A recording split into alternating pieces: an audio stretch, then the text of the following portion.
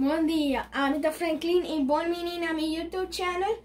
Bosso tá agora com uma mostra bosso um TQ4 de Mario Kart de McDonald's Aruba.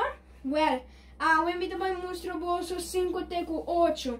5 chama Todd, 6 chama Bowser e 7 chama Donkey Kong e 8 chama Toad. Mi também mostro bosso número 5, que chama Todd. Ok, então mostro bosso número 5, que chama Todd. Mostro bosso. Mas aqui, há um auto.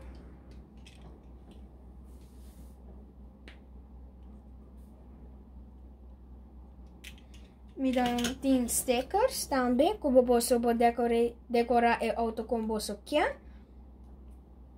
Agora nós vamos para aqui número 6, que chama Bowser. Até o aqui número 6, que chama Bowser, vamos aqui. Até coisa grande aí, correndo auto. Até também com stickers, que você pode decorar o auto com você aqui. Agora nós vamos para aqui número 7, que chama Donkey Kong. Até o aqui número 7, que chama Donkey Kong, vamos aqui. Até macaco e riba grande. Riba auto.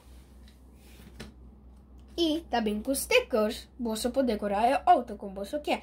Agora você vai para aqui número 8. Me também mostro você para aqui 8, que chama Toadette. Vamos aqui. Então, uma mulher correndo seu auto. E também com stickers, que você pode decorar o auto como você quer. Aqui está 5 TQ8, aqui está parte 2. 1 TQ4 está a parte 1. Aqui está folha com hunger aqui que vou pôr na McDonald's Aruba.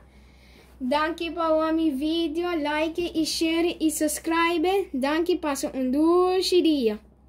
Ayo!